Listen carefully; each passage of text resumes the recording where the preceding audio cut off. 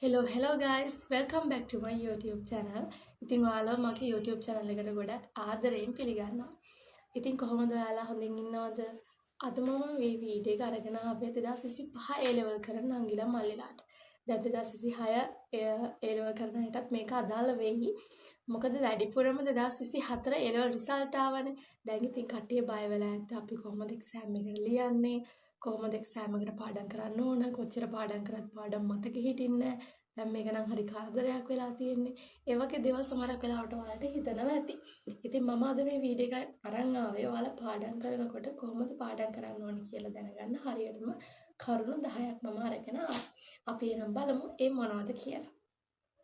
පළවෙනි පොයින්ට් එක තමයි ඔයාලා පාඩම් කරන ස්ථානය පිරිසිදුව තියාගන්න ඕන. දැන් ඔයා පාඩම් කරන්නේ කාමරයක ඉඳන් නම් ඒ කාමරේ අනිවාර්යෙන් පොත් මේසයක් තියෙනවා. ඒ පොත් මේසේ වැඩියෙන් පොත් තියාගන්න එපා. අවශ්‍ය කරන පොත් ටික විතරක් තියාගන්න. ඔයාලට පොත් තියන්න පොත් වෙනම රාක්කයක් තියාගන්න නැත්නම් වෙනම පොත් මේසයක් තියාගන්න පොත් තියාගන්න. එතකොට ඔයාලා පාඩම් කරන්න වෙනම මේසයක් තියාගන්න. නැත්නම් අර පොත් ගොඩත් එක්ක ඔයාලට පාඩම් කරනකොට ඒක ලොකු හිසට බරක් වෙන්න පුළුවන්. ඒ නිසා පාඩම් කරනකොට නිදහසේ ඉඳගෙන රිලැක්ස් ඉඳගෙන පාඩම් කරන්න පුළුවන් වෙන්න තමන්ගේ මේසේ හරි ගස්ස ගන්න නැත්නම් පාඩම් කරනකොට ඔළුවට එන එක එක දේවල් හිතනවා. මොකද පාඩම් කරන්න හිතෙන්නේ නැහැ. මේ වෙලාවේ හිතනවානේ මේ පොත් ගොඩක් තියෙනවානේ මේ පොත් ගොඩ මම කොයි වෙලාවෙද පාඩම් කරලා ඉවර කරන්නේ. ඒ වගේ දේවල් ඔළුවට එන්න පුළුවන්. දෙවැනි කරුණ තමයි ෂෝට් නෝට් එකක් හදාගන්න. මොකද්ද මේ ෂෝට් නෝට් එකක් කියලා කියන්නේ? ගොඩක් කට්ටිය හිතන්නේ ෂෝට් නෝට් එකක් හදනවා කියුවට පස්සේ පිටු 50ක් විතර තියෙන පොතක් නම් තනි කොලයකට ඒ මූලික කරුණු ටික ගන්නවා කියන එක. හැබැයි ඒක නෙවෙයි ෂෝට් නෝට් එකක් කියලා කියන්නේ. ඔයාලගේ තියෙන පිටු 50ක් නම් ඒ පිටු 50ට අදාළ කරන ප්‍රධාන කරුණු වැදගත් කරුණු කිහිපයක් තියෙනවා. අනේ වැදගත් කරුණු ටික ඔයාලා දැනගන්න ඕන. හයිලයිට් වෙන්න අරගෙන වෙනම කොටස් වශයෙන් වෙන් කරගෙන ඒ ටික වෙනම පිටුවල සඳහන් කරගන්න. අන්න ඒක තමයි ෂෝට් නෝට් එකක් කියලා කියන්නේ. හැබැයි සමහර අය කරන්නේ පිටු 50ක් විතර තියෙන පොතෙන් තනි කොලයකට ගන්න බලනවා ෂෝට් නෝට් එකක් කියන එකක්. එහෙම කරන්න බෑ. මොකද ඒකේ වැදගත් කියන කරුණු ගොඩක් තියෙනවා. අනික අපි මේ වැදගත් කියන කරුණු තමයි පාඩම් කරන්න ඕනේ. ඒ නිසා අපිට ඒක කොළ 3කට එහෙමත් නැත්නම් කොළ 4කට ඒ විදිහට වෙනස් කරගන්න පුළුවන්. අන්න ඒ විදිහට තමයි ෂෝට් නෝට් එකක් හදාගන්න. එතකොට එක්සෑම් එකට උනත් යනකොට ඔයාලට අර පොත් ගොඩක් උස්සගෙන යන්න ඕනේ නැහැ. ඒ හදාගත්ත ෂෝට් නෝට් එකේ පිටු කිහිපය ඔයාලට අරගෙන ගිහලා පාඩම් කරන්න පුළුවන්. තුන්වෙනි කරුණ තමයි ස්ටිකි නෝට්ස් හදාගන්නවා කියලා කියන එක. මේ ස්ටිකි නෝට්ස් නම් ඔයාලට කඩෙන් ගන්නත් පුළුවන්. කඩෙන් ගන්න අපහසු කෙනෙක් ඉන්නවා නම් කවුරු හරි ඔයාලට පුළුවන් A4 කොළ ටිකක් අරගෙන චූටි කොළ වලට ඉරලා ඔයාලට ඒ ටික ගම් ගාලා අලව ගන්න අදාළ ස්ථානවල. මේ වගේ ගොඩක් වෙලාවට වෙන්නේ නැහැ. අපි පළවෙනි පාඩම ගත්තොත් ඒ පාඩමට සම්බන්ධව ගොඩක් දේවල් තියෙනවා. ඉතින් ඒ පාඩම සම්බන්ධ highlight වෙන දේවල් ඔයාලට මතක් කරගන්න ඒ වගේ sticky notes වල අලවලා පොතේ අලව ගන්න පුළුවන්. එතකොට පාඩම් කරනකොට අර ඒකාකාරී බවින් මිදෙන්නත් පුළුවන්. එතකොට අර පාඩම් කරන වෙලාවට ඔයාලට ඒ ටික හොඳට highlight වෙලා පේනවා. තුන්වෙනි කරුණ තමයි ඔයාලා රූප සටහන් එතකොට සූත්‍ර විශේෂ වැදගත් කියන කරුණු ඒව ඔයාලට නිතරම පේන ස්ථානයක තියාගන්න. උදාහරණයක් විදිහට කිව්වොත් මම ඒ ලෙවල් වලට කරේ media, political science, home science. එතකොට මෙන්න මේ සබ්ජෙක්ට් තුන ගත්තට පස්සේ මේ අපි මම උදාහරණයක් විදිහට කියන්නම් මීඩියා සබ්ජෙක්ට් එක ගැන. මීඩියා සබ්ජෙක්ට් එකේ එක නිර්වචන තියෙනවා. එතකොට මම කරේ ඒ නිර්වචන ටික අරගෙන බිත්තියේ අලවගත්ත එක. එතකොට මම උදේ පාන්දර නැගිටිනකොටත් ඒක පේනවා. එතකොට කාමරේට වැඩ කරන්න ගියත් ඒක පේනවා. නිතරම ඇස ගැටෙන නිසා ඒක මතක තියාගන්න හැකියාව වැඩි වෙනවා. අන්න ඒ විදිහට ඔයාලට එක සූත්‍ර තියෙනවා නම් එතකොට විශේෂ කියන කරුණු තියෙනවා නම් වැදගත් කරුණු දැන් පොලිටිකල් සයන්ස් එහෙම ගත්තට පස්සේ ඒ වගේ තියෙනවා එක ආණ්ඩු ක්‍රම ව්‍යවස්ථාවල වාර්ෂ තියෙනවා වගන්ති තියෙනවා ඔයාලට පුළුවන් ඒ වගේ දේවල් පොඩි කරුණු බිත්තියේ ලියලා කොලයක ලියලා බිත්තියේ අලව ගන්න. ඒ වගේ දේවල් කරාට පස්සේ නිතරම ඇස ගැටෙන නිසා මතකයේ තියාගන්න පුළුවන්. පස්වෙනි කරුණ තමයි ඔයාලා පාඩම් කරනකොට කොයි වෙලේවත් ඇඳේ නිදාගෙන පාඩම් කරන්න එපා. ඇඳේ ඉඳගෙන පාඩම් කරන්නත් එපා. ඒ වගේම ඇඳ පේන තැනක තියාගන්නත් එපා. ඔයාලා පාඩම් කරනකොට මේසේ තියෙන ඉස්සරහා නම් ඇඳ පිටිපස්සෙන් තියාගන්න. නැත්තම් ඔයාලා ඇඳට ඉස්සරහින් නම් මේසේ තියාගෙන ඉන්නේ. ඔයාලා නිතරම පේනවා ඇඳ. දැන් මට නිදිමතයි. දැන් නම් ඇති වගේ. දැන් නම් යන්න ඕන නිදාගන්න. ඒ වගේ දේවල් හිතෙන්න පුළුවන්. එතකොට ඔයාලා අනිවාර්යයෙන්ම කරන්නේ පාඩම් කරන එක පැත්තකින් දාලා නිදාගන්න අනේක. ගොඩක් වෙලාවට ඔයා පාඩම් කරන මේසේ වෙන කාමරයක තියනවා නම් ඇඳ වෙනම තැනක තියනවා නම් ගොඩක් හොඳයි. එතකොට ඔයාලා අර නිතරම ඇඳ දකින්නේ නැහනේ. නැත්තම් ඇඳ දකින්නකොට හිතනවා දැන් නම් ඇති හෙට උදේ පාඩම් කරනවා නැගිටලා. ඒකට ඒ වගේ දේවල් වෙන්නේ නැහැ. මොකද ඔයාලා හුරු වෙලා තියෙන්නේ ඒ වගේ විදිහටනේ. වගේ මොලේ හුරු වෙලා තියෙන්නේ. ඇඳ දැක්ක ගමන් ගිහිල්ලා නිදා ගන්න පාඩම් කරන එක දාලා. ඒ නිසා කොයි වෙලාවකවත් ඇඳේ ඉඳගෙන පාඩම් කරන්න එපා. මොකද අනිවාර්යෙන් නිින්ද යනවා. ඒ වගේම ඇඳ පේන තැනක තියාගෙනත් පාඩම් කරන්න එපා. 6 වෙනි කරුණ තමයි ඔයාලා A level subject තුනට අදාළව ෆයිල්ස් තුනක් මේන්ටේන් කරගන්න.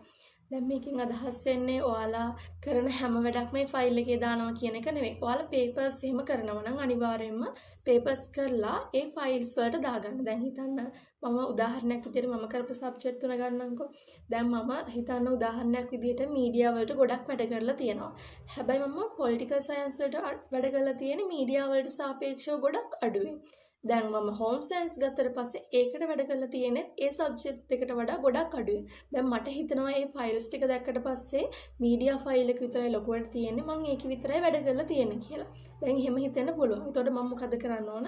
අනිත් සබ්ජෙක්ට් එකටත් ඒ හා සමානව මම කාලයක් යොදවන්න ඕන. ඒ වගේම මම මහන්සිය යොදවන්න ඕන. මොකද මම පේපර්ස් කරන තරමට තමයි මට හොඳ රිසල්ට් එකක් ගන්න පුළුවන් වෙන්නේ කියලා හැම වෙලෙම හිතාගෙන මොකද්ද අපි කරන්න ඕන? අපි අනිවාර්යයෙන්ම අර වගේම අනිත් සබ්ජෙක්ට් එකටත් අනිවාර්යයෙන් මහන්සි වෙලා වැඩ කරන්න ඕන. ඒක ගොඩක් වෙලාවට ඔයාලට මොටිවේට් එකක්. මොකද ඒ ෆයිල්ස් කරන තරම ෆයිල්ස් පිරෙන්න වැඩි වෙන්න ඔයාලට හිතෙනවා මම ගොඩක් පේපර්ස් කරලා තියෙනවා. මට එක්සෑම් එකට බය වෙන දෙයක් නෑ. මම ගොඩක් වැඩ කරලා තියෙනවා. මට අනිවාර්යයෙන්ම හොඳ රිසල්ට් එකක් දාන්න පුළුවන්. ඒ වගේ දේවල් වගේ ආකල්ප ඔයාගේ හිතට යනවා. ඒ නිසා අනිවාර්යයෙන්ම සබ්ජෙක්ට් තුනට අදාළව ෆයිල්ස් තුනක් මේන්ටේන් කරගෙන යන්න. 7 වෙනි කරුණ තමයි ඔයාලා ලියන පෑන්. දැන් ඔයාලා නෝට්ස් දැන් A level වලට ආපු දවසේ ඉඳන් නෝට්ස් එහෙම ලියනවනේ පේපර්ස් කරනවා. ඒ ලියන හිස් පෑන් ඉවර වෙන හිස් පෑන් එකතු කරන්න. දැන් මේක අහුවට පස්සේ ඔයාලට hina යන්න පුළුවන්. ඇයි ඉතින් හිස් පෑන් තියාගන්න. හැබැයි මේක කරන ළමයි පිරිසකුත් ඉන්නවා. මේ වගේ පෑන් එකතු කරන්න. ඔයාලා මේක A level වලට ආපු මුල ඉඳන්ම කරනවා නම් ගොඩක් හොඳයි. එතකොට ඔයාලට එක්සෑම් දවස් ළඟ වෙනකොට හිතෙනවා මම ගොඩක් වැඩ කරලා තියෙනවනේ කියලා. හැබැයි ඉතින් මේක නොකර ඉන්න එපා. මේක දිගටම කරනවා නම් ගොඩක් හොඳයි. මොකද ඒක ඔයාලට ලොකු මොටිවේට් එකක් වෙනවා. දැන් හිතන්නකෝ ඔයා ගොඩක් පෑන් එකතු වෙලා ඔයාලට තියෙනවා නම් ඔයාලට හිතෙන්න පුළුවන් මම ගොඩක් වැඩ කරලා තියෙන කෙනෙක් කියලා. ඒකෙන් අර ඔයාලට මානසික නිදහසක් ලැබෙනවා. අර ස්ට්‍රෙස් කියන එක චුට්ටක් අඩු වෙලා යනවා. මොකද එක්සෑම් කාලේට ස්ට්‍රෙස් කියන එක ලොකුවටම දැනෙන එකක්නේ. අන්න ඒ කාරණාව නිසා ඔයාලා ඔය හිස් පෑන් එකතු කරන්න. එතකොට ඔයාලට දවසක් කියන්න පුළුවන් මම මෙච්චර වැඩ කරලා තියෙනවා. ඒ විදිහට හිතලා පොඩ්ඩක් අර ස්ට්‍රෙස් එක නැති කරගන්න පුළුවන්. 8 වෙනි පොයින්ට් එක තමයි ඔයාලා අනිවාර්යයෙන්ම A level pass papers කරන්න. මොකද මේ pass papers කරන තරමට තමයි ඔයාලට පේපර් එකකට ලියන්න හොඳ ට්‍රේන් එකක් එන්නේ. ඒ නිසා අනිවාර්යයෙන් මේ වැඩේ කරන්න. සාමාන්‍යයෙන් අවුරුදු ගානක pass papers කරාට කමන්නේ. හැබැයි අලුත් සිලබස් එකේ පරණ සිලබස් නම් කරන්න එපා. දැන් මීඩියා එහෙම ගත්තට පස්සේ 2020 පස්සේ තමයි මට මතක විදිහට අලුත් සිලබස් එකක් ආවේ. ඒ නිසා 2019 18 ඒව කළ වැඩක් වෙන්නේ නැහැනේ. ඒ විදිහට. ඒතර හෝම් සයන්ස් ගත්තට පස්සේ ඒත් එහෙමයි. 2019 තමයි අලුත් සිලබස් එක ආවේ. ඒතකොට 2018 17 ඒ ඉස්සරහට යන ඒවා කළ වැඩක් නැහැ. ඒ නිසා ඊට ඉස්සරහ තියෙන ඒවා තමයි කරන්න ඕනේ. දැන් මම උදාහරණයක් විතර ගත්තොත් මම ඒ සබ්ජෙක්ට් තුනටම දාලා MCQ pass papers බලාගෙන කරලා මම මුලින්ම කරලා මම බැලුවා ලකුණු මට කොච්චර ගන්න පුළුවන්ද කියලා. ඊට පස්සේ මම ආයෙ තනියෙන් කරා බලන්න. තනියෙන් හොඳට පාඩම් කරලා. ඊට පස්සෙත් බැලුවා කොච්චර ලකුණු ප්‍රමාණයක් ගන්න පුළුවන්ද කියලා. ආයෙම ඒ පාස් පේපර් එක කරනවා. එතකොට අර ඒකේ මතකයේ වැඩිනේ අපිට හිතෙනවා. දැන් මේ ප්‍රශ්නේ කියවපු ගමන් දැන් දන්නවා ඒ උත්තරේ මේක කියලා. දැන් මොකද වැරදි එකක් වුණත් අපි ඒක හයිලයිට් වෙන්න ආයෙ ඒ වැරද්ද නොකරන විදිහට තමයි අනිත් පාස් පේපර් එක කරන්න ගන්න. ඒකම ආපහුවතාවක් කරන්න. ඒ නිසා අන්න ඒ විදිහට පාස් පේපර්ස් කරන තරමට ඔයාලගේ හුරුව වැඩි වෙනවා. ඒ වගේම ලියන එකත් එහෙමයි ටයිමින් තියාගෙන ඔයාලා ලියන්න. මොකද ඔය පොලිටිකල් පේපර් එකට එහෙමනම් අනිවාර්යයෙන්ම ලකුණු 20ක ප්‍රශ්නයක් නම් අනිවාර්යෙන් විනාඩි 30ක් 35ක් වගේ තමයි හම්බෙන්නේ. විනාඩි 30කට ටයිමින් ලියලා ලියන්න පුරුදු වෙලා යන්න. මීඩියාත් ඒ වගේ ලියන්න තියෙනවා සංකීර්ණ ප්‍රශ්න. ගොඩක් දැන් මතක තියාගන්න ගොඩක් වෙලාවට ප්‍රශ්න සංකීර්ණ වෙන්නේ අපි හිතන විදිහට. සමහරක් ප්‍රශ්න ගොඩක් ලේසි. ඒවා හැබැයි අපිට ලියා ගන්න බැරි වෙනවා. ඒ එහෙම බැරි වෙන්නේ අපි හිතන විදිහ අනුව. ඒ නිසා ලොකු ස්ට්‍රෙස් එකක් තියාගන්න නැතුව එක්සෑම් එකට ගිහිල්ලා හොඳට එක්සෑම් එකට ලියන්න පුළුවන් වෙන හොඳට පාඩම් කරලා පාස් පේපර්ස් කරලා අනිවාර්යයෙන්ම යන්න. ඊළඟට 9 වැදගත්ම කාරණේ තමයි ඔයාලා නෙගටිව් දේවල් හිතන්න යන්න එපා. දැන් ඔයාලට මේ කාලේ වෙනකොට තව මාස කීපයක්නේ තියෙන 2025 ලෙවල් වලට. දැන් ඔයාලට හිතෙන්න පුළුවන් අනේ මට මේක කරගන්න පුළුවන් නේද? මම ෆේල් වෙයිද? අනේ මට ටයිම් මදි. මට මේ කාලේ මේක කරගන්න බෑ. එහෙම හිතන්න එපා.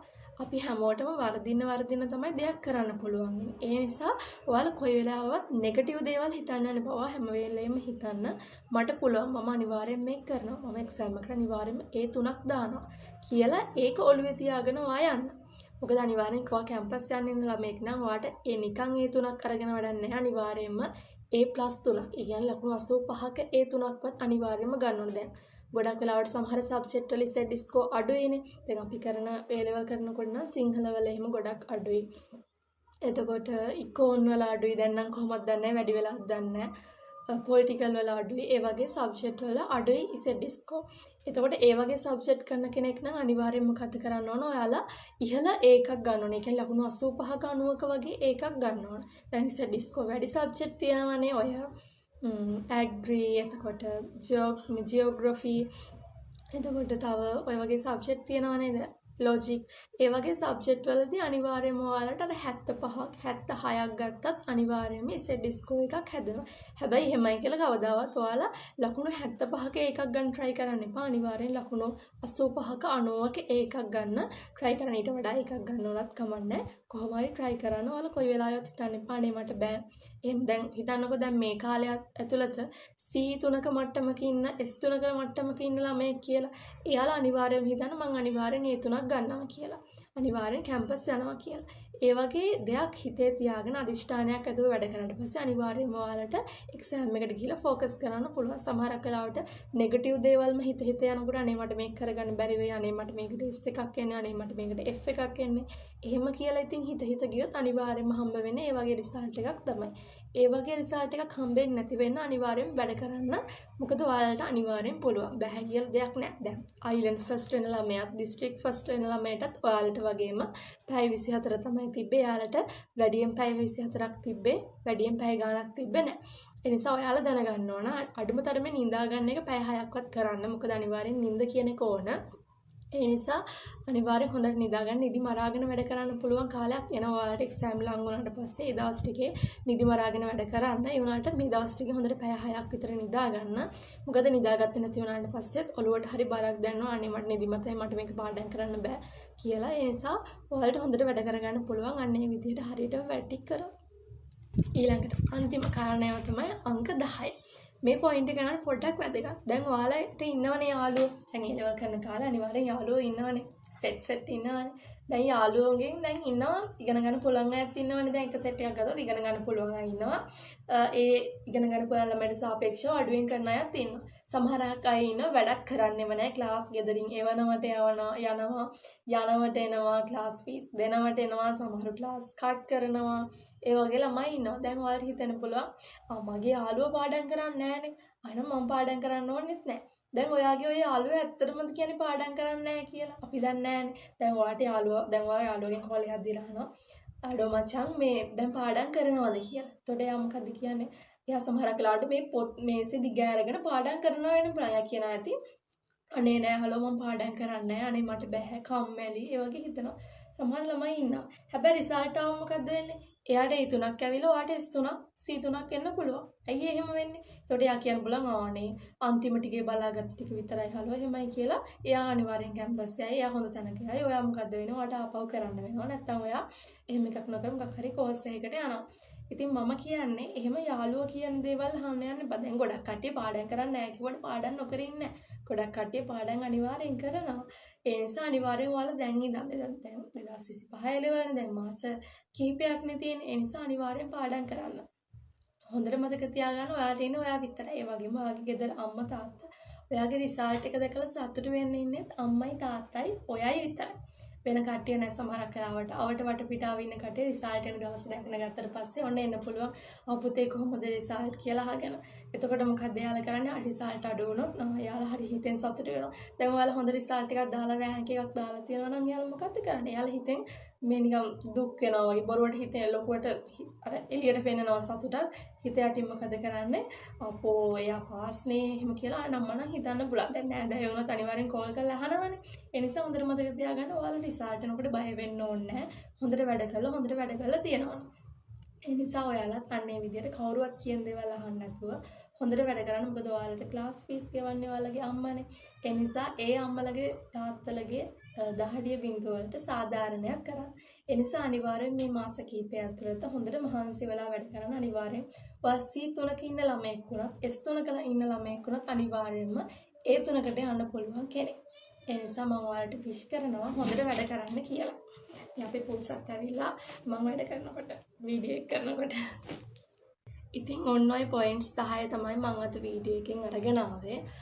අවට සද්ද ඇහෙනවත් දන්නේ ඒක එච්චර ගණන් ගන්න එපා. ඉතින් මම ඔන්න ඔය පොයින්ට්ස් 10 තමයි අද ඔයාලට අරගෙන ආවේ මේ වීඩියෝ එකෙන්. ඉතින් ඔයාලා හොඳට එක්සෑම් එකට මුහුණ දෙන්න, එක්සෑම් එක ලියන්න, හොඳට වැඩ කරන්න. C3ක S3ක මට්ටමේ ඉන්න ළමයෙක්ට උනත් මේ කාල සීමාව ඇති ඔයාලට A3කට වැඩ කරන්න. ඒ නිසා මහන්සි වෙලා වැඩ කරන්න. කොයි වෙලාවකවත් හිතන්න බෑ මට මේ කාලේ මදි වේද කියලා. එහෙම මදි වෙන්නේ නැහැ. අනිවාර්යෙන් වැඩ කරන්න. ඔයාලට අනිවාර්යෙන්ම හොඳ රිසල්ට් එකක් දාන්න පුළුවන් වෙයි. ඒ වගේම ඔයාලා මේ channel එකට අලුත් නම් subscribe කරන්නත් අමතක කරන්න එපා. ඒ වගේම මේ වීඩියෝ එක දැකලා ඔයාලට ගන්න පුළුවන් දෙයක් තිබ්බනම් හොඳයි කියලා හිතනවා නම් like එකක් දාලා comment එකක් දාලා share කරන්නත් අමතක කරන්න එපා. එහෙනම් අපි තවත් වීඩියෝ එකකින් හම්බ වෙනකම් ගිහින් එන්නම්. bye.